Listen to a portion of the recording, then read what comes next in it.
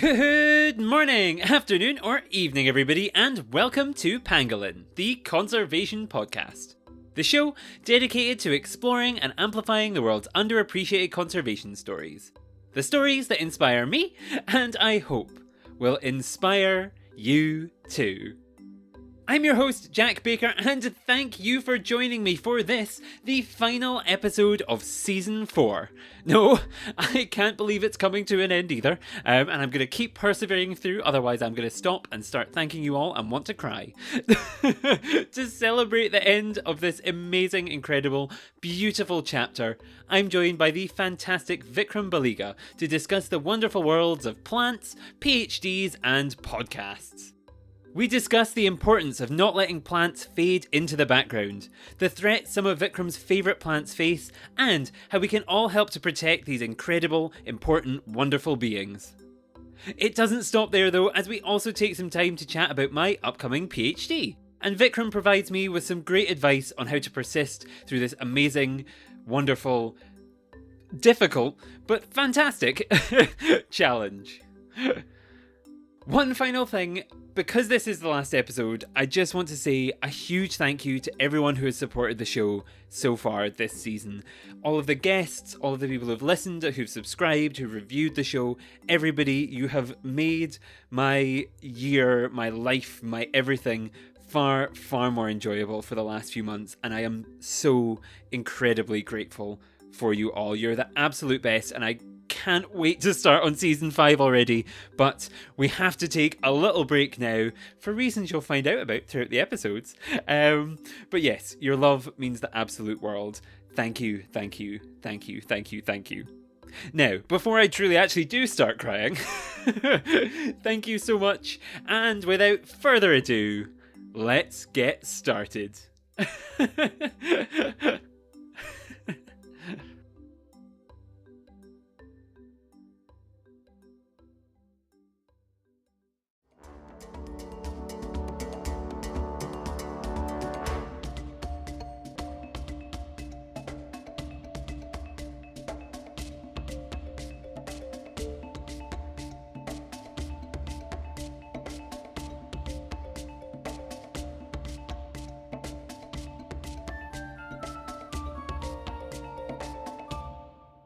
And welcome back to the show. I am now joined by Vikram Baliga, a scientist, lecturer, and creator of Planthropology, a podcast all about humans who love plants. And today, he's here to talk to me a little bit about that, a little bit about plants, and give me some advice, because I'm about to start a journey which I am sure he has lots of stories from as well, my PhD. So all sorts of stuff to talk about today. And I guess, first of all, the only thing to say is thank you so much for joining me today. I'm so excited to have you here. Thank you.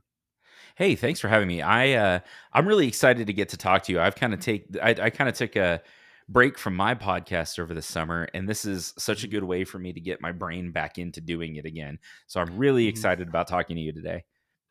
Yes. And I mean, I shouldn't be saying yes. I should be saying I know, because I like to listen to it, and I didn't have any all summer. But Yeah, no, I'm sorry. no, that's a good way, because it also removes the hours and hours of editing from your end. You just get Yeah, to sit there and chat and not have to deal with the technical side, which is always the struggle. But no, it'll yeah. be good.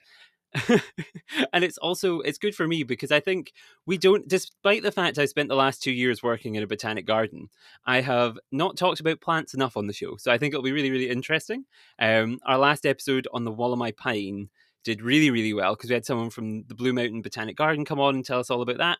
Oh, cool.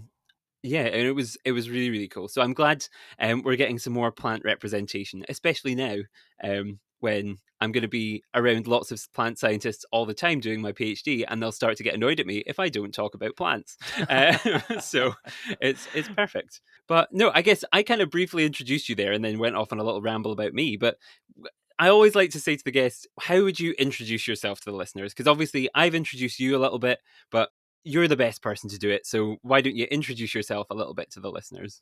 Sure. Yeah. Again, I'm Vikram Baliga. I have a PhD in horticulture. I'm a lecturer of horticulture at Texas Tech University in the U.S. And I manage a greenhouse and horticultural garden. I am a dad and a husband and a podcaster, and Apparently, I'm on TikTok now, which is a thing. I don't, I don't know. Um, but yeah, I'm just sort of the friendly neighborhood plant guy. I try to do a lot of science communication, whether it's on Twitter or on social media or through the podcast or whatever. So it kind of ends up being. I was thinking about this last night actually. It kind of ends up being like all plants all the time for me. And in my Mhm. head, I'm like, I should get tired of this.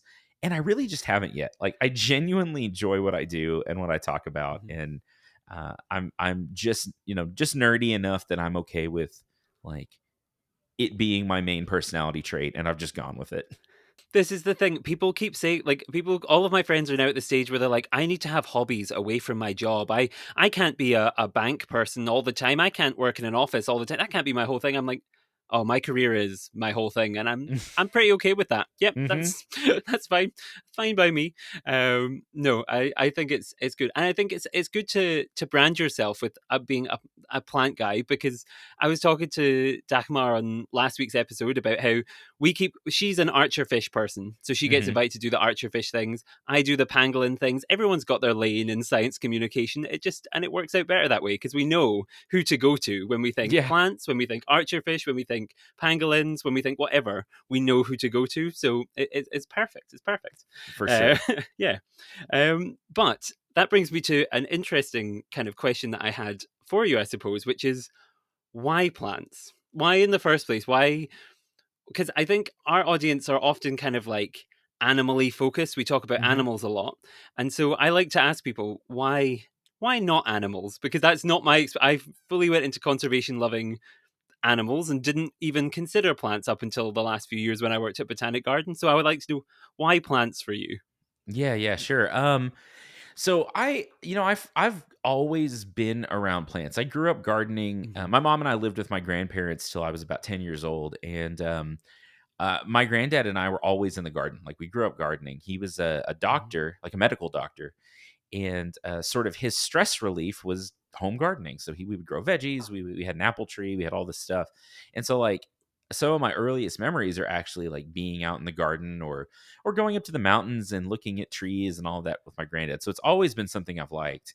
And when I got into college, I wanted to go to med school actually, and I did a year of biomedical engineering, Mhm. which in hindsight, I don't like calculus and I don't really like blood. And those were like, that was going to be an issue. Yep. Uh, and, and, so after a year, I was ready for something different, or maybe I was told I was Mhm. ready for either, however that shook out. Um, and so I kind of went back to what I've always loved, which was plants. And so my undergrad was in horticulture, but in landscape design. I Mhm. studied olive trees for my master's, looking at oil production, like for olive oil production, but Mhm. also drought tolerance, environmental response, those kinds of things in olive trees. Mhm. And then my PhD was actually in technically in turf grass, but really like we looked at urban water conservation and what influences people's practices. Why do people choose to use water in their gardens or not? Based on the Mhm. environment. So I've always like studied plants. It's been a thing my whole life, and from an ecological standpoint, they sort of serve as the basis for almost every ecosystem on the planet in one way or the Mhm. other. They are a Mhm. food source, but they're also ultimately sort of a nutrient cycler. And so they are sort of at the top and the bottom of the food chain. And I've just always found them really fascinating. And that's, yeah, that's really really interesting. And I guess, well, the first thing that came into my mind though when you were talking about it, I was kind of like, I love how, like, for archerfish, say, like since I used it as an example before, like really focusing in on one species, and then yours, we're talking about plants, and I feel like the questions you've answered throughout all of your careers are so. All of your various bits are so different that it's Hmm. like, oh yeah, we should probably stop referring to this as just like he's the plant guy. He actually knows quite a lot about lots of different types of plants. That's actually, yeah, really impressive. Is that, I guess that's the good thing about being the plant guy though, that you can do all of these different things. Is that the case? Like, Yeah, it's such a wide open field. And, mhm, obviously there are the basic scientists that really focus in on, mhm, one like one physiological phenomenon or like one Mhm. species or whatever, right? And that's super Mhm. necessary. We have that's the basis for what we do. But as a horticulturist, I'm very much an applied scientist, and Mhm. that in some ways sort of makes me a generalist. And I have to Mhm. know, from a larger system standpoint, like, yeah, here are how the plants work, but more than that, how do we use them in practice? How do they interact with both natural and artificial environments and all these different things? Mhm. And my job before this one um, was, and I think it's something that's sort of worldwide, but more in the United States. We have something called the Extension Service, and it is a sort of educational wing of large universities, like your large university Mhm. systems, where they take sort of the research and take it out to the public. Right? It Mhm. came from agriculture, where a lot of the farmers in rural, mostly southern U.S. needed the information about new research, but they spent all their time on the farm. They couldn't go Mhm. to a university. They didn't have the resources to sit in a classroom and get all this new research that would really apply to what they were doing. And Mhm. so the extension service was started to like take that education in the early 1900s to the farm so practices could improve. So like the research we were doing actually practically made it into the hands that needed it. And so I spent 4 years working for the extension service as a horticulturist. And Mhm. so in any given day, I would get calls about anything from home tomato gardening to water conservation to trees. To one time someone called me about bats, like, how do I get bats? Can I buy bats? I was like, I don't think so. um and so I sort of have trained myself over the past 10 years or so as Mhm. uh I kind of like being a generalist. I kind of like getting Mhm.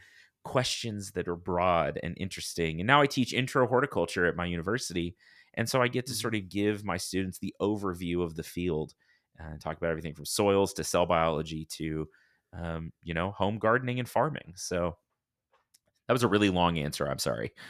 No, it was an interesting answer though, and it took us on a real journey of like there was an example, there was, but I felt, yeah, it was an answer by a science person because there was reason, there was an example, there was full, like, yeah, there was, yeah, your argument was well made for why it is a good thing I to don't be a even know I'm generalist. doing It it was anymore. perfect. Yeah.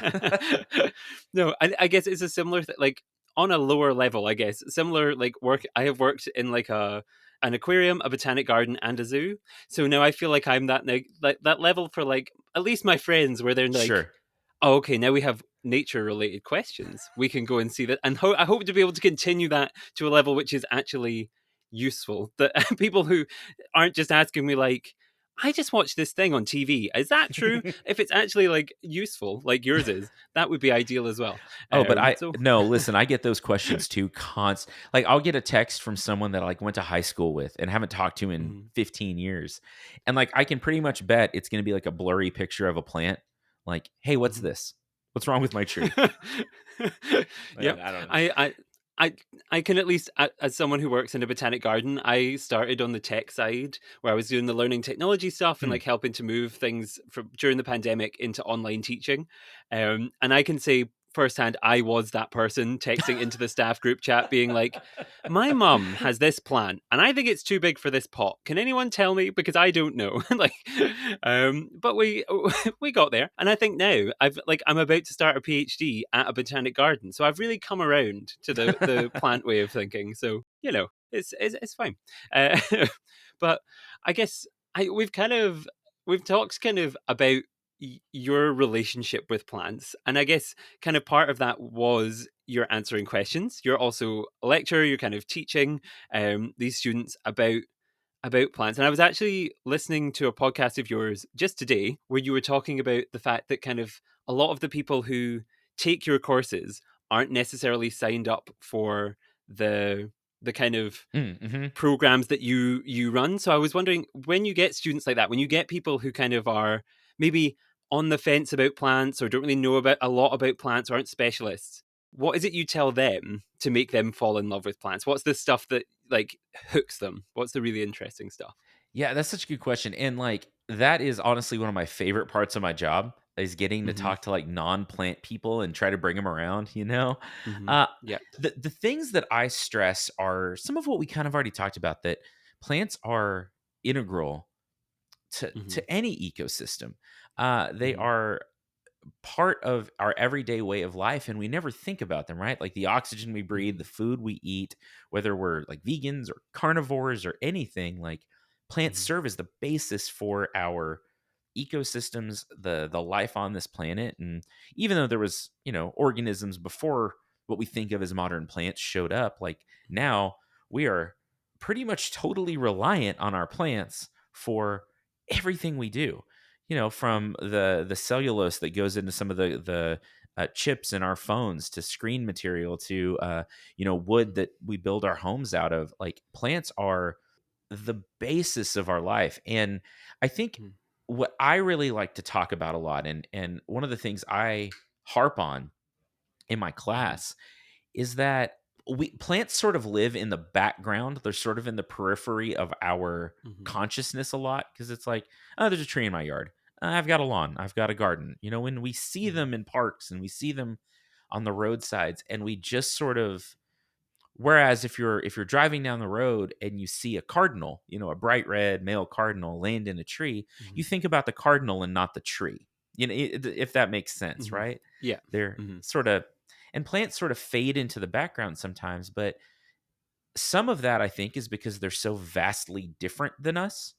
The way they Mhm. run their biology, the way they communicate with the environment and with one another, is so alien to what we do as animals, Mhm. that they sort of just become part of the scenery. They're just sort of there. Mhm. But I think as we start to learn more about them, we find that they're these complex, fascinating, and really sophisticated organisms that, in Mhm. and of themselves, are just really interesting. But then they are also, I think, really interesting in the context of what they do for the rest of the world. Mhm. Mhm. That is I can tell you've been asked that before because that's a good answer. And I agree 100% about them kind of being this like the background thing almost, but so important and so I don't know whether it's just because I've just got back from London, so I've been thinking a lot about it. When you're in a city or a very kind of built up area, you notice when they're not there. And I don't know Hmm. if I mean you'll probably agree because of your background and what you do, but like it's not just that you notice. I feel completely different when I'm in a space where there is less plants, where there's no plants. Especially growing up, I think in Scotland, where you walk 2 minutes and you're up a mountain somewhere. Like there's when you're in a city and in these places, you do notice when there's a lack of greenery and it impacts your kind of I don't know, just your mood and everything. Is it similar for you? I guess. For sure.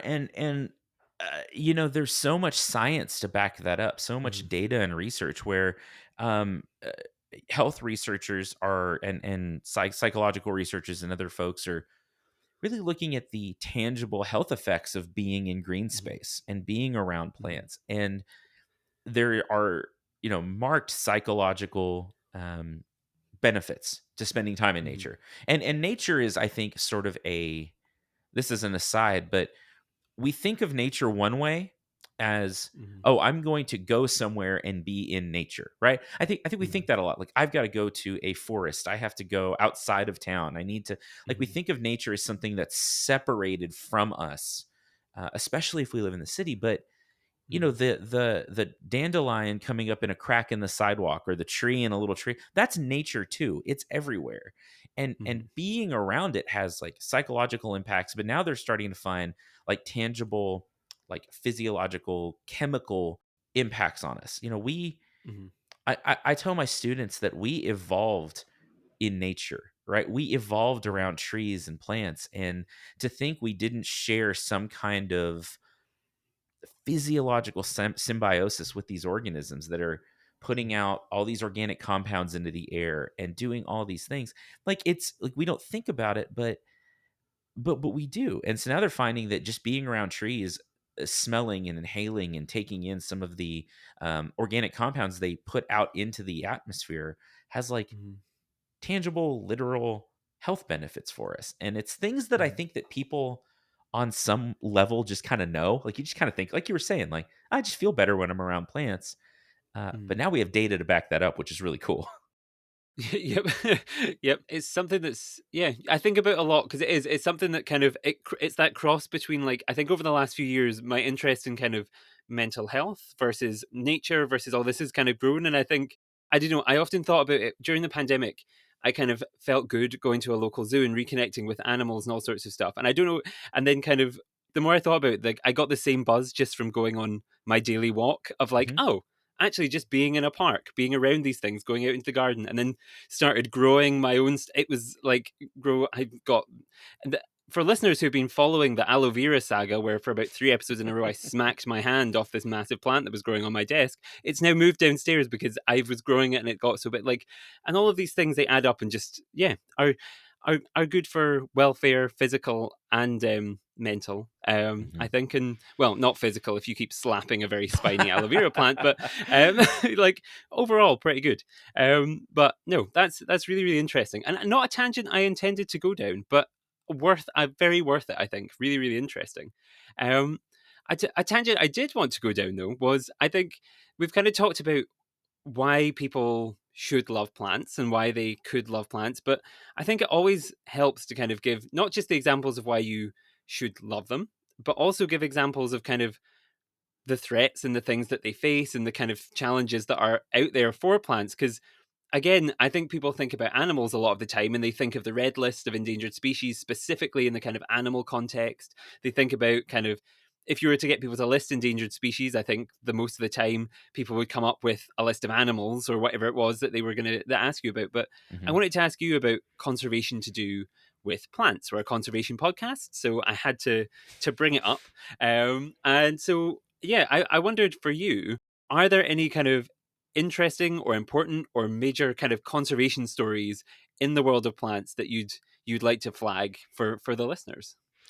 So I have two. Can I tell two? Is that okay? Yes. Oh yeah, I've Okay. I've, I've got all evening. I'm here. Yeah, that's fine. Okay. So where I live, I am on, and I'm just trying to give a little context. Okay.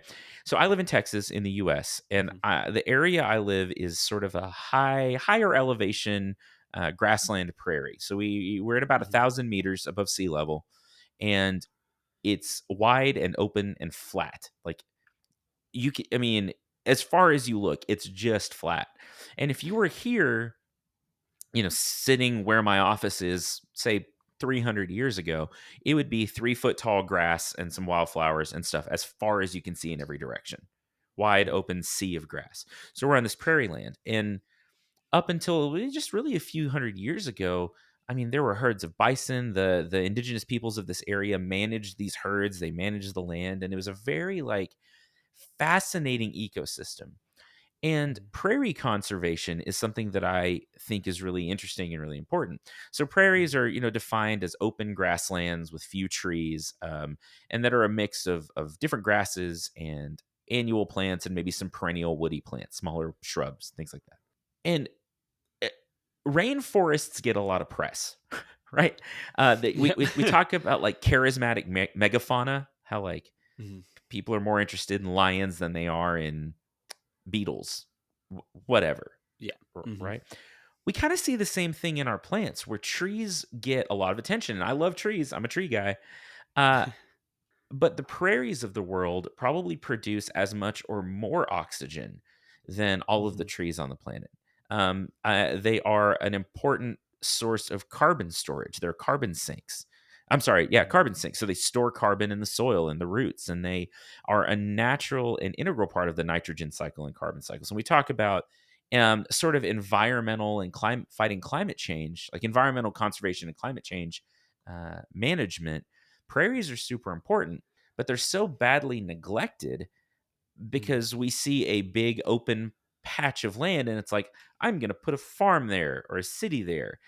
And there's a reason we do that. mhm. And it's not bad that we do that. I'm not like saying, no, we can't build farms, or like I'm very pro farm in general because I like eating and wearing shirts. Um, but we don't manage our prairie land well. And so, Mhm, coming from somewhere that is very much a prairie landscape, Mhm. thinking about how we conserve and how we protect these sort of wild ecosystems and look at how do we graze our cattle and other livestock in a sort of intentional sort of way that builds up the Mhm. soil and builds up these prairie ecosystems. Because honestly, large animals like cattle and bison and things are native to these areas, and their hooves turn up the soil. Their waste products fertilize the plants. They eat the grass. They cycle the nutrients. So just to say, oh no, we can't have livestock, well, that's not true. We just need to manage our livestock better and Mhm. take care of these prairie lands. So that's one that's really important to me for sure.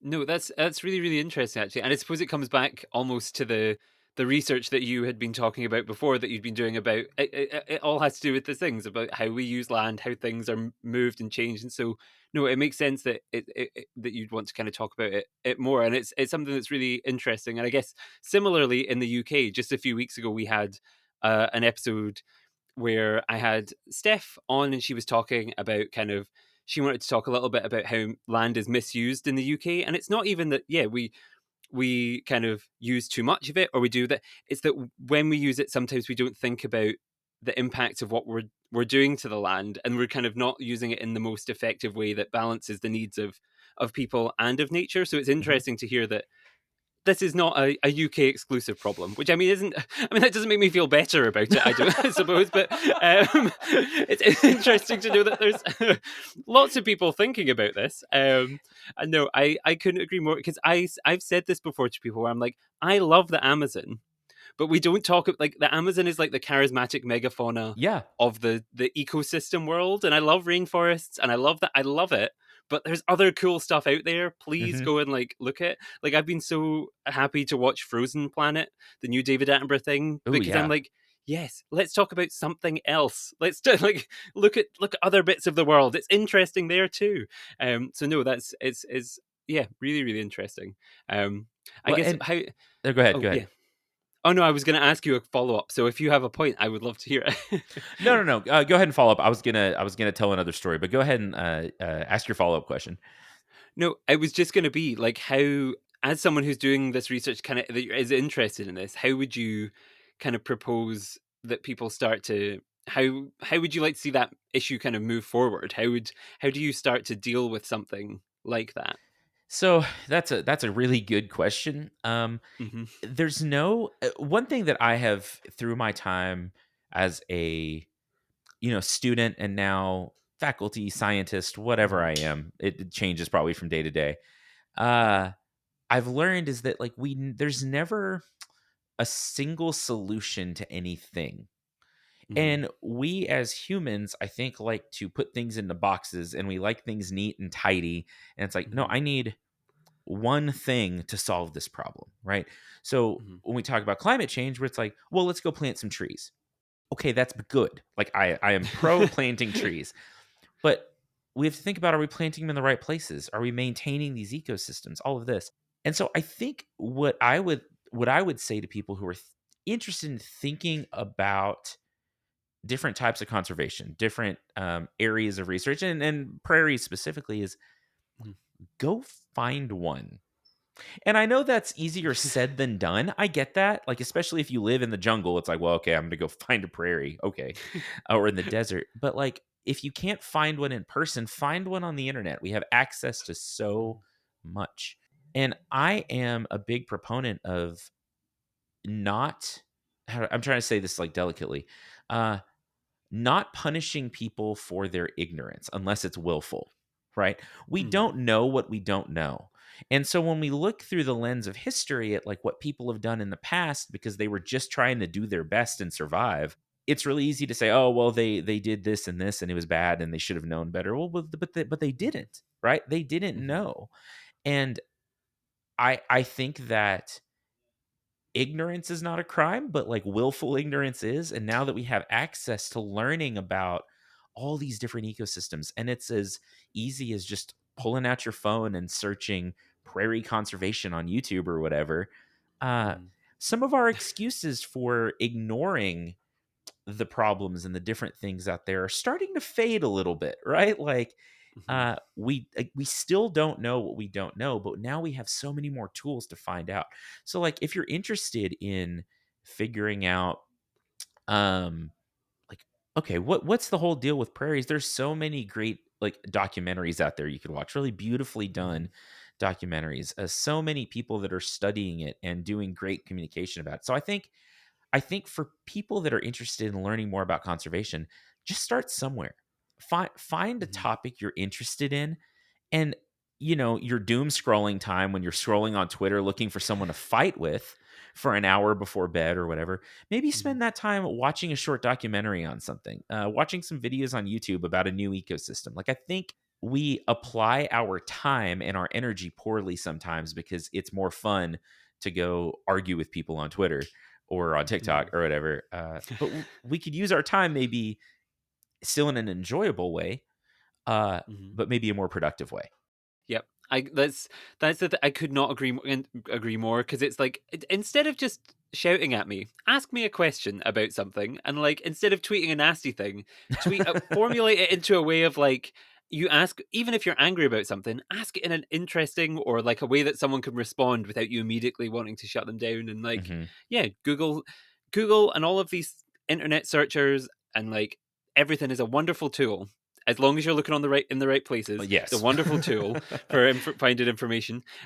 So yeah, yeah, couldn't agree more. Could not agree more. And yeah, yeah, really, really perfect. Another perfect answer. I feel like nailed. Yeah, you've clearly been asked some of these before. I like, what Well, is what's. no, I was gonna say I've been asked a lot of these things, but they're also things that I think about a lot because, Hmm. like, for no one else than me, right? Like, I think Yep. about in my own life, how can I be a better advocate for nature? How can I be a better teacher? How can I be a better science Hmm. communicator? And for me, that comes down to one, knowing what I'm talking about and being Yep. confident that I know what I'm talking about, but two, about being willing to like sort of branch out and find new things and Hmm. uh, try new sort of facets of ecology and nature and all the things that I care about. Mm-hmm. Again, because yeah, it's one of those. That's why I do this. Is because it's like, I don't even have to Google. I just email people and go, "Would you like to talk to me about this? Because I'd like to learn more about it, and I'd like Yeah. the audience to learn more about it too." Like, in reality, I'm like, I'd like to know more, and I think if I want to know more, there will be other people out there who Hmm. have the same questions. So For yeah, sure. yeah. I guess before I go down even more, kind of, I feel like this is a whole like conversation in itself. But you did say you had part two to your conservation things. Ooh. What was Okay. part two? So I want to tell you what my favorite plant is. Um, Okay. and I'll keep it short, but it's this plant called the bristlecone pine, and I've talked about this a lot. Okay. So bristlecone pines grow in sort of California, Nevada, western U.S., up in Mhm. the mountains. They are a long-lived, longleaf pine, and the oldest one that we know of that we've been able to measure is named Methuselah. Which is, I feel like, appropriately named. Mhm. It is in California somewhere, but they don't tell anyone where it is because they don't want people to go and like take a piece of bark or like touch on it and Mhm. like mess with it because people do that. We're pack rats, Mhm. right? So we like to go and like have a memento instead of just a picture or just the experience. But Mhm. um this tree, last time it was measured, I think in the 90s, was almost 4,800 years old. 4,800 years old. So it's like it's sat there and watched the rise and fall of like entire civilizations. Like most of our Mhm. recorded history fits into the lifespan of some of these trees. Mhm. And like they live thousands of years, and they, during the last ice age, at the end of the last ice age, as glaciers sort of moved down through that part of the US, it pushed this pest called the pine bark beetle out of that range. Like that's its native range. It moved Mhm. east. Well, now with climate change, things are getting hotter, and these beetles have been quickly moving back into their old range. Mhm. They chew up the sort of growing point under the bark, so they kill pine trees. They eat pine Mhm. trees, and some of these short-lived pines that live even 200-300 years have had so many generations since these pine bark beetles moved out that they don't have any defenses left for them. But our bristlecone pines, since the end of the last ice age, have had what, 3 generations? Like, they Mm-hmm. still remember the beetles. So these beetles come back in, and we see almost no damage on some of these long-lived longleaf pines because they still have the chemical defenses. They still have all of the coevolutionary things that they built up over millions of years to deal with these Mm-hmm. pests. And those are some of the things that I think about when I think of the why for conservation. Like, there are these sort of like biological history books that live thousands Mm-hmm. of years and can tell us so much about our own history, our planet's history, our human history, just from like Mm-hmm. reading the rings in the bar in the tree and all these things that we're at danger of losing if we're not careful with Mm-hmm. our conservation. And like, uh, what a loss that would be. And I know it's just one species, and I know all of that, but what a loss that would be to lose all that genetic, like biological, historical memory that's contained in Mm-hmm. these like ancient. Yeah, I try not to personify trees and stuff too much, but these ancient wise organisms that still Mm-hmm. remember what the history, like what our past was like, and that we can still learn from and learn tools to help protect our ecosystems in the future. Mhm. That's really fascinating, and yeah, from a conservation like purpose for everything, like it just all is, yeah, it's strange, and when you think about just how long that thing has lived, as you said, lived through the whole rise and fall of things, and it's one of those things that I guess when you were talking about it, um, I was recently thinking about the fact, like whenever like a grandparent or an older person passes away, you think, I wish I'd listened to those stories more, Hmm. or I wish I'd spoken to them or asked that question, or I wish I'd maybe just spent that extra half hour going like, could you tell me that story again? Because it was so, and like, I think it's the same thing there, where you're kind of like, I mean, I'm just now personifying this tree even further Yeah, than sure. you did. So, but you know, it's a good. I think it's a good metaphor of like, if these things were to go, the things that would be lost, and we would regret it only probably once we were like, oh, whoops, we should have Yeah, we should have logged that more. We should have like logged was the bad logged was a bad choice of word. We should have we should have written that that's down and funny. investigated that more. Unintentional pun happening. But no, it's really really interesting actually. And yeah, when you think in the animal kingdom, we think of things like the Greenland shark. I think can be Hmm. hundreds of years old, but nothing can even compare to that thing. And the fact that it remembers these beetles and everything, it's just so fascinating, so fascinating. I can see why it's a favorite, and I also appreciate that it's a favorite that's not like, I always seem to pick my favorite plants or things that everyone loves. Like I always say, like I love the jade vine, I Sure. love the titanarum, I love all these things that like are the charismatic megafauna of the plant world. Sure. So like I kind of like, I appreciate when someone has something that's like, I've never heard about that before and is Hmm. really really interesting. No, that's fascinating actually, really really fascinating. Um, I guess that kind of, we're whizzing through our time because I get too invested in these stories and I'm like, "Ah, I need to keep the conversation going, but I just want to sit on this for a while." But I guess the reason I invited you here, aside from now loving all of these plant stories, was to talk to you because this is our season finale. It is the last episode, episode 60, that I've done, and I'm taking a short break because I'm just about to start my PhD. For Yeah. listeners who didn't know, I am going to be doing a collaborative project between the Royal Botanic Garden Edinburgh and the University of Edinburgh, looking at the impact of collections, specifically a botanical collection in this case, on the climate and biodiversity crises, and whether the plants that we have, and all of the collections and pressings and bits and all of these bits of history that we have stored, whether they are actually being as impactful as they could be and being used in the correct way, or whether they are just kind of collected and sat there and being, all this information is being gathered just for the sake of being gathered. So um So cool. that's kind of, thank you. It's I've explained that to so many people in the last week. I'm like, I've nailed it for the recording. I've done so well because You have so your many people elevator have pitch down. Yeah. yeah.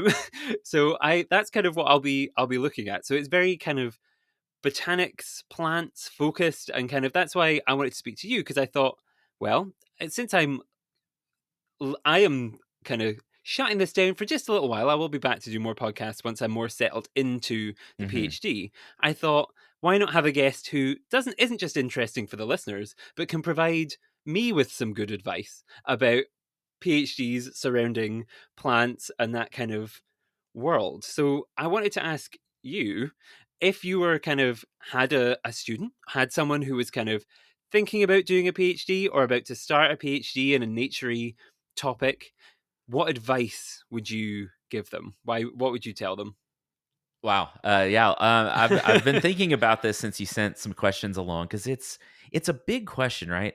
Um, PhDs are a big commitment, and that's I think Mhm, we all think about that on some level, but goodness, it's such a big part of your life, and mhm, uh, one of the- I think at the end of your PhD, you realize two things, and I'm going to open with this. I'm just going to open with the closing part of the story.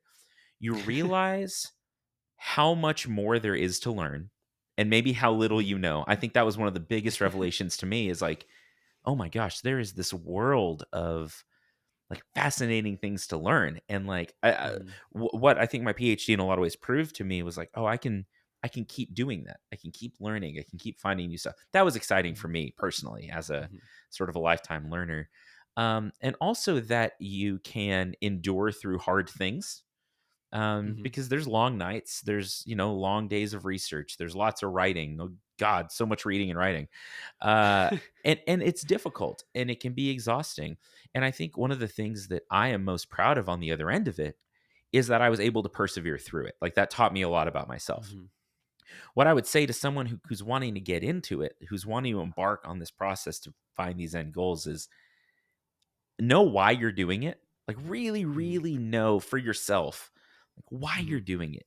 Uh, and then when things are tough, that why becomes so much more important. Like, mhm. okay, I have not slept in 2 days. I've stared at this Word document for 7 hours and I've written one sentence. Maybe that's just me. I don't know, but I'm that guy. When I try to write, I'll just stare at it. I'm like, I have no idea what's happening. Uh, but then you can always go back to that why. Like, I want to do this because I want to help the scientific community in such way, right? Like I'm Mhm, interested in this piece of conservation. I'm interested in proving to myself that I can do it. My why is that I need to do it for me. My mhm, why is that I want to further my career. Whatever it is for you, like hold on mhm, to that tight. Like maybe write it mhm, on a note card and keep it in your wallet. Like that sounds so cheesy, but like those sort of touchstones, I think help us when things are difficult. Uh, mhm, and two, find a topic you're passionate about, like that you really care about. mhm, There are a lot of things we could study, and a lot of times we ask the wrong questions, I think, when we're picking our topics of, oh, is there good funding in this? Is it going to be an open career field? And those are important, mhm, but I think really the question is, I'm going to spend the rest of my career learning about this thing, right? mhm, To a certain extent. Do I really care about it? Am I really passionate about it? And so for me, conservation and water conservation and like learning why people make the choices they do in the landscape because the home garden and home landscape is so important to people's quality of life. Why do we make the choices that we do? Like that was something I was passionate about learning, and I still am. And I've mhm, sort of transitions a little bit into like the different types of food production, but like maybe in the terms of the multi-purpose landscape. How do we grow food in our garden spaces? Those kinds of things. mhm, But it's something that I was passionate about, and I can find different ways to sort of plug into that passion throughout my career. So mhm, my biggest two pieces of advice for someone, whether it's nature or whatever, is find something you actually care about, and mhm, and know why you're doing it for when it gets hard. mhm, mhm. I love that advice because I wrote the proposal. So I am already like I'm like, okay, I at least cover one of those boxes in that like I chose something I know I want to do. And Hmm. if I don't want to do it, then that would be been a very silly thing to have written in the proposal that I Right. submitted.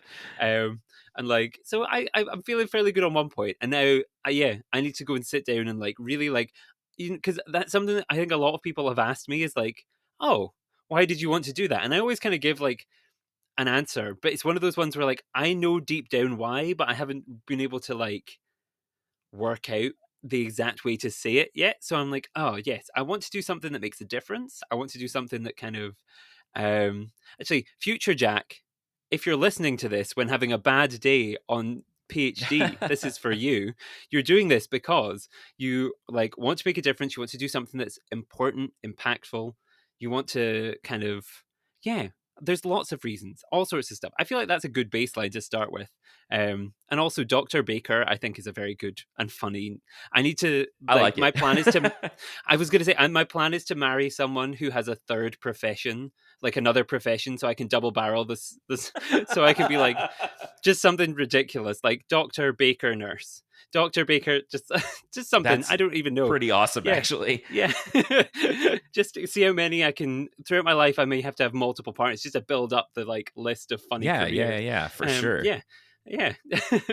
That's No, funny. that's yeah, I know, but that's really good advice, actually. Really, really good advice. I have to ask though, what was your like driving motivator? What was the thing that you kind of went back to when you were kind of like, this is painfully difficult. I need to keep doing it though because why? What was the thing?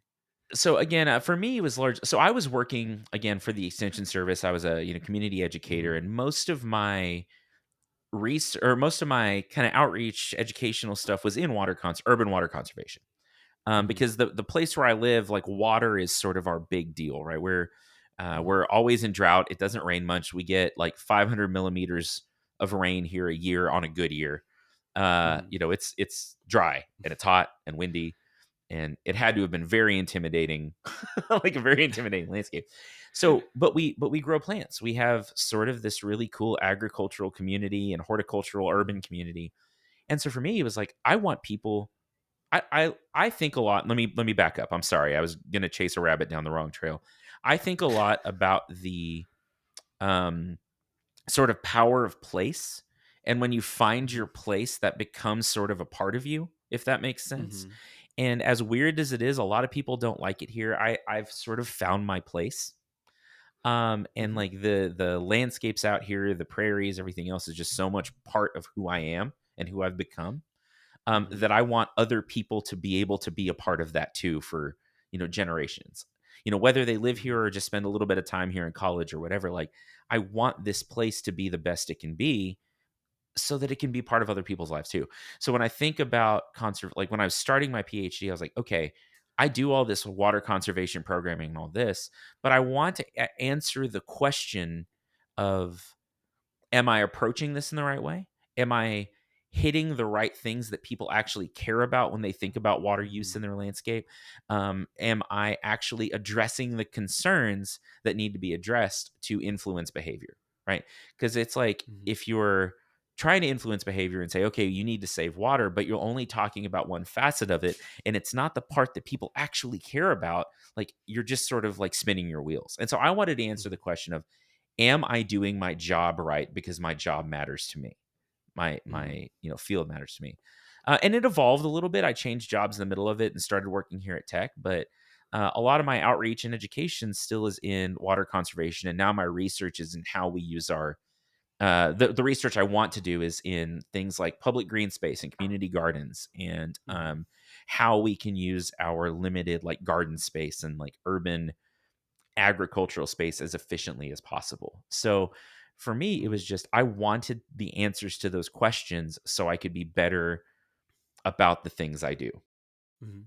That's I love that, and I also love how you articulated perfectly. Like it's something that I feel like a lot of people who do conservation or nature related things is they try and explain this way of being like, and it's something I've struggled to explain, that kind of like, I found my place and I would like to protect it.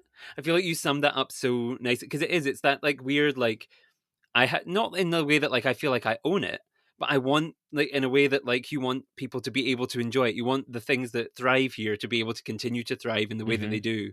And like that's such a hard thing to articulate. So like I'm glad, like, next time I am struggling to explain to somebody what I mean by why I am interested in this career path, that is that I'll be like, "Oh, if you skip to about 50 minutes into this podcast episode, then the guest explains it perfectly." So yeah, that's fantastic. No, that's really, really, really, really interesting, and it's good to know kind of I always think it's interesting to know what drives people for different reasons, because I think, yeah, a lot of the time we focus on the work itself, but not the person behind it. So it's interesting to hear about kind of, yeah, what kind of what is your motivator and what's behind it? Yeah, and for me, the work is like I enjoy the work, but Mhm. it's a means to an end. You know, Mhm. the work, the research part, that's not what gets me excited. Like I'm excited Mhm. about the end result of people understanding this better and people Mhm. having a better appreciation for it. And if the work Mhm. and the research and the long nights are the tool that I need to get me there to make that Mhm. happen, then I'm willing to do it. But like I don't love going and writing papers and spending time in the lab. Like nah, it's fine. But that's not my why. My why is the end goal and the work is the means to that end. Mhm. Mhm. No, I agree with that. And it's something that when I was at uni previously, people would always just be like, how do you get this done? I haven't even started yet." And I'm like, "Well, I get it done because it has to be done because I want to graduate and do well so I can do Hmm. this thing and then go on to do this." And like, yeah, yeah, that's yeah, birds of a feather, birds of Yep. a feather. Really, really interesting. Really, really interesting. Um, I guess moving on slightly though, because I guess not all not all of us are interested in kind of PhDs or formal education in a way, because I feel like it's one of those ones where like we've just talked about the fact we're doing it for an end goal.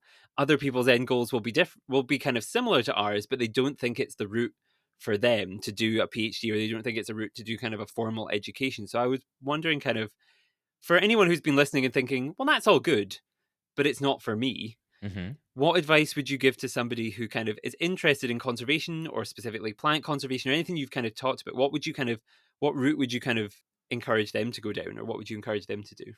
Okay, this is going to sound silly, Mhm. uh, but find a green space, whether it's your backyard Mhm. or park or wherever you can get to where there's plants, Mhm. and put away your phone and just sit there. It Mhm. sounds so silly, but again, a lot of these issues don't get addressed because they fade into the background of our lives. They become just another Mhm. part of our day, and we never think about what they mean and what they are. So, like, if you have a backyard, if you have a garden, somewhere you can just sit, just go grab a chair or a Mhm. blanket or whatever, and just go sit outside and just observe what's there. Look at Mhm. the insects. Look at the ecosystems that are even built in a 100 square foot backyard. There's so much complexity. There's so many interactions between different plants. Because again, we don't know what we don't know, and we can't care about things that we don't have some kind of a connection with, if that makes sense. Mhm. So I encourage people just go spend a little bit of time just being outside, just looking at Mhm. the bark of a tree and realizing that it is sort of this really fascinating part of its biological story. But then there are insects that live there. There are other animals that live there Mhm. that are a part of this. And I think when we start to find these things, then if you're someone who's not interested in research, but you really want to do more for wildlife, you really do want to do Mhm. more for conservation, you start looking at your own space, your own environment, and say, well, maybe my front yard, I would really like to see more butterflies here. I've observed Mhm. these insects. I'd love to see a monarch butterfly. So then you start to think about what things do I need in my own local space to achieve that goal, Mhm. right? Oh, I'm going to plant a milkweed. Oh, I'm going to plant some more wildflowers. And then over time, I think you build sort of this ethos for yourself, whatever that looks like for you, of where you do a little bit of your part to take care of the environment. Mhm. I think we're lied to, some not lied to, that's not the right way to put it. I think we are told sometimes that we all have to have a grand role in saving the world. Mhm. Where we watch superhero movies and you're like, I would like to be Thor, but saving, like, I want to be the Lorax, right? Or whatever. uh when really, if we're all playing our small parts in our own personal spaces, in our own immediate sphere of influence to the extent that we can, we'll start to realize the power that we all have together to really make big change. And I think that you just start to do what you can, how you can, in the ways that you want to, and you realize that, oh, I'm actually having a big impact. I'm actually helping animals. I'm actually helping the environment. And I think that's a pretty cool realization to come to. Mhm. Yeah, yeah. It's like at the start of this year, I feel like this season of the podcast has been tracking my wildflowers because I planted them I think back in spring, and like I keep bringing them up throughout. But like that's like if you I'm lucky that I have a garden outside my house. I have a big kind of space that we can plant stuff in.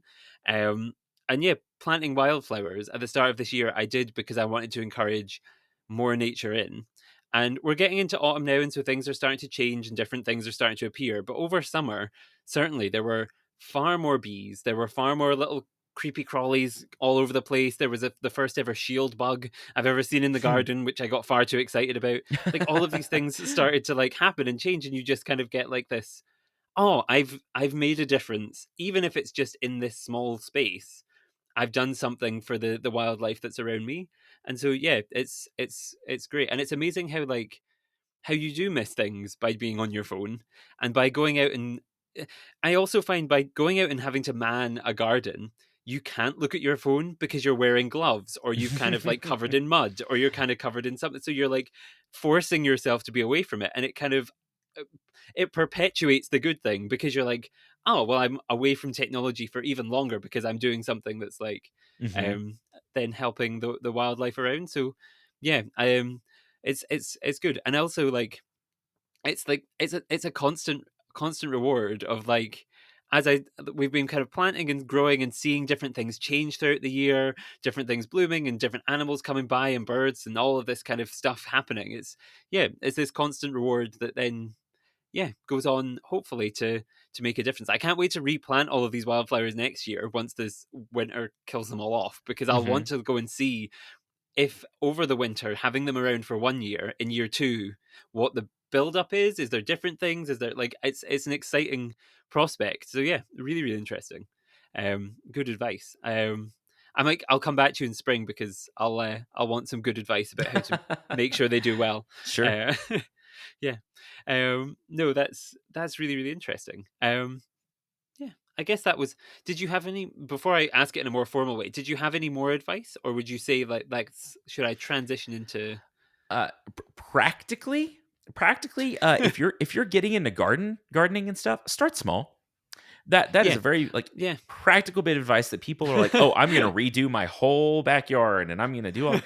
And then it's you really quickly realize that one, it's expensive, and hmm two, it is a lot of work. So pick one project that you can complete in a couple of days. Do that first, hmm and then pick another one. Start small, take it in phases, and you'll find quicker than you think that you have completely changed your outdoor space. hmm Also, get good at measurements because I bought a box of Yes. wildflower seeds where I was like, "Oh, this covers 25 square meters. That's not that big." And then I got it and was like, I'm gonna need far more tubs than I have. I'm gonna need far more like this is this was a mistake. There is now wildflower seeds everywhere because I'm Everywhere. just like everywhere. No, that's yeah, that makes sense. And like yeah, my dad got like these potatoes that we were gonna plant and he bought like a ridiculous I was like, you do know we're going to need. He's like, oh, you just put it in a grow bag and it'll be fine. I was like, yes, but you've bought about 30, 40 potatoes, so this is going to be about, I'm going to say conservatively, 10 grow bags that you're going to need to do this. So let's maybe rethink. No, Yeah. that's yeah. No, that's I feel like good practical advice alongside the yeah, the theory behind it Mhm. is good in theory. Think about your space as well. Yep. I guess that's Yep. kind of what you look into with urban gardening is Mhm. probably these people who have weird little spaces and want to do stuff with Yep. them. Is that right? Yeah. Yep, for sure. That's so interesting. Could you tell, like, I guess not on my question list, but since it's an interesting topic, can you like tell us a little bit about urban gardening for people who maybe are listening in cities that, like, yeah, Sure. Yeah, yeah. I think that you can. So the advice I tend to give people is that regardless of what your space looks like, if you're in a flat or apartment or whatever, like you hmm can find a way to grow stuff. yeah, Anything can be a container garden, right? If it'll hold some yeah, soil, you put a plant. You're gardening, right? You are yeah, making this urban space. I think what I'm really interested in is the what I have been calling the multi-purpose landscape. Some people hmm call them edible landscapes or foodscapes or whatever. Uh, hmm and my background's in landscape design, and so when I look at a landscape, I'm still thinking of the aesthetic value of it. The fact that like hmm I want to still like I want to look at it. I want to look at it. Let me say it that way. Mhm. Uh, and so like we can use edible plants as design elements. So if Mhm. you're going to plant a tree in the, like a small flowering tree in your landscape, why not pick an actual fruiting variety instead of just an ornamental variety? You Mhm. could use, things like tomatoes and peppers have beautiful flowers and interesting fruit, and you can use them as design elements. So you're using your limited space, one, to make something that looks nice, and Mhm. two, that you can harvest some produce from, that you get some benefit that's benefiting pollinators. And whether it's you eating all the tomatoes yourself or you making better friends with your neighbors or whatever, like it Mhm. serves multiple purposes. So when I think about resource use, it comes back to resource use for me. Like people say, we're running out of this resource, don't use it. But that's not a thing people do, right? People don't like to be told Mhm. what to do with their stuff. You know what I mean? Mhm. So I tend to think of it as no, use the resource, but use it as wisely and efficiently and to serve as many goals at the same time as possible. So have your landscapes, Mhm. have a nice landscaped garden. But maybe think about your plant choices and use like native and well adapted plants, pollinator friendly plants, and edible plants where you can. Mm. I I love this. I love that like we're getting into this. Has just turned into an advice podcast for anyone. I feel like this is like we should have had people writing in like, "Hi, I have a problem with like one of my apple trees. Could you give me advice on that too?" Like this is no, that's it's been really interesting and like yeah, good practical solid advice. And yeah, I'm moving hopefully. I'm currently in Dunfermline, which in Scotland, which is kind of a like more I wouldn't say like it's not like the outskirts of a city. It's just like a general housed area Hmm. where there's bigger garden spaces. But I'm about to be moving, hopefully for the PhD, across to Edinburgh, where I will Hmm. probably have limited, if any, gardeny space. So all of this is going to be very useful for me alongside the PhD advice. I'm very glad to have asked it. Yeah. But I guess that kind of brings us towards the end. We've kind of chatted for an hour about all sorts of things. Some I expected to talk about, some I did not, but really, really interesting. I guess before we go, though, of course, at the start we mentioned your podcast, Planther. I get my mouth can't get the syllables around that. As some I don't know why. Planthropology. There we go. Planthropology. Yep. Planthropology. There we go. It gets stuck on it's I don't know what it is. Planthropology. There we go. Got through it. Do you want to quick elevator pitch for the listeners? What is it? If they want to learn more about you, how, where should they go? What should they do? Where should they listen? That sort of stuff. Yeah. Sure, yeah. So Planthropology's a nerdy plant podcast. Essentially, they're either me talking about a topic I like, or sort of casual Mhm. conversations with my guests who tend to be either ecologists or plant scientists or people working in the trade or students, like anyone in the green space. Mhm. And the show is more about the people themselves than the subject matter, though we do Mhm. talk about the subject matter. My whole thing is I want to know why. The question we don't answer sometimes is why are we studying these things? Again, like that Mhm. why is really important to me. So I like Mhm. to talk to people that have been doing it for a while and figure out why they keep coming back to it, why they still love it 10, 20 years in, whatever, 5 years in, Mhm. 10 minutes in, whatever it is. Mhm. You can find it on Instagram, Twitter, Facebook as Planthropology. My Mhm. logo is actually a bristlecone pine, Mhm. that Dr. B. Nichols actually designed for me.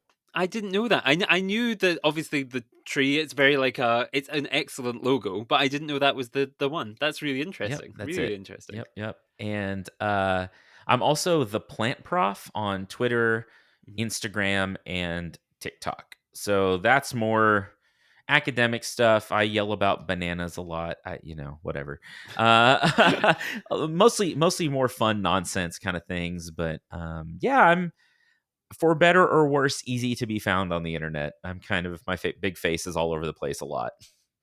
Mhm. That has to be a last question. Do any of your students ever go, "I know you from TikTok," or "I know you from this"? Is that a thing? It is starting to happen more. And when I see that they start following me and I'm like, "Oh, no." I don't know. It's this weird, like, I don't it's not a huge account, but I have, like, almost 40,000 followers on TikTok, and That's pretty that huge. that is, when it's just a number, that's fine. when they are people sitting in my classroom looking at me, it's way Mm. weirder. And so, Yep. it personalizes it a little bit in a way that I don't love. And if you're my student, fine, follow. I don't care. Like it's really fine. But it like puts it in a different category in my brain that's really strange. Yep, that's the only time I've ever been. So I had people come up to me at conferences and things where I've been there to talk about the podcast and be like, "Oh, you're Jack, you do this," and I was like, "Yes." So like it makes sense. The only time I've been recognized outside of it was when I was like, so I work at Edinburgh Zoo for people who don't know, Mhm. and over the summer, I did they did kind of like evening events, and they were dinosaur themed because they have this new dinosaur display on, and as part of that, someone, an unfortunate staff member, had to dress in a giant dinosaur costume. And I thought I was going in to give like talks on flamingos and stuff. And it was whatever, fine, I can do that. Turned up, no one else wanted to go in the costume. So I was like, sure, I'll jump on in. It'll be fine. The one time someone recognized my voice from the podcast in person to Wow. me, they were like, "Are you Jack?" And I was like, "Yes, You're please, dressed as a dinosaur? dressed as a dinosaur." Like, I'm not talking like a little like dinosaur costume, not like an explorer costume. I'm talking, Mhm. it was like the height of me. So my head was like at the tip of its like at the in its back, and then the head came like forward and the Oh, tail went wow. backwards. So it was a full like animatronic dinosaur costume. And like it was a member of staff who I still haven't been. They're not on my team. I've still not found them. I've still never actually had a conversation with them when I'm not a dinosaur. But it's if you ever think, "Oh no, those students recognize me," at least you can think, "At least I'm not dressed as a giant That is dinosaur." so funny. I love that so much. hmm and I feel like it's an appropriate way to like. This is the last story that's going to be told on season 4 of the podcast, Yeah, I and I love think it. it really it's a good way to end off. I think Yep. it works well. um, but no, that does unfortunately bring us to the end. I'll put links to everything you were talking about in the description of the episode, so everybody can go down there. They can click, and they can find all of your kind of information, listen to your podcast. Since you're back and I'm going on a break, go and listen to Vikram's podcast. You'll love it, especially if you've come for the plant content. Excellent, excellent stuff over there. So yes, make sure and go and do that. I'll also put links in the description of the episode for all of my social media. If you're wanting to keep up to date with the podcast, so you know when season 5 comes out, when you know different things, we've got more resues coming out, all sorts of stuff, all sorts of exciting things. Follow us at Pangolin Podcast on Twitter, Instagram, Facebook, also TikTok. But I have about 30 followers because I don't know how it works and I don't post anything. But I'll try. Maybe in this break I can try and work that It's out. kinda fun. Yeah. So you can find me on there. You can also follow at Only Jack Baker on Twitter or at The Only Jack Baker on Instagram. If you want to follow me personally, I'm going to Arizona soon, so there'll be cool pictures of Oh. that if you want to see. So yeah, all sorts of fun stuff, and I'll keep you up to date with the PhD on there as well for chaos's sake, because I'm sure it will be fun. And yeah, I guess that brings us to the end. So I just want to say a massive thank you to you, Vikram, for your time, for all of your insights, all of your stories, for letting me harp on for about various things for probably too long on an interview podcast, just me talking about me for too long. But it's the last one. I've got to give the Yeah, fans you a gotta little get bit it in. extra of me. It was it was a lot of fun. Uh, I really enjoyed it. oh, perfect. Thank you so much. And yes, welcome back on the show anytime. Probably when I next need advice on the PhD, I'll be like, Sure. this is how I can do it. I can sneak him in. So yes, thank you so much, and of course, thank you so much to all of the listeners who have been listening throughout the series. It's done shockingly well. The numbers have gone up and up and up throughout the episodes, and it's been so nice to gain some new friends, have some old friends rejoin us who hadn't listened in a while. It's been absolutely fantastic. Thank you so much. Means the absolute world to have you here with us. And of course, to any guests who might have been listening throughout the show, thank you for appearing on the podcast. No matter which season you appeared in, you are also deeply, deeply valued. And your time and insights were fantastic. Now, I will let Vikram go instead of rambling on about how sad I am that this is the end, because I kind of really want to keep this season going, but I know I'm going to become too stressed if I don't take a little break. So, on that note, thank you all so much for listening, and for the last time in season 4, goodbye. Oh.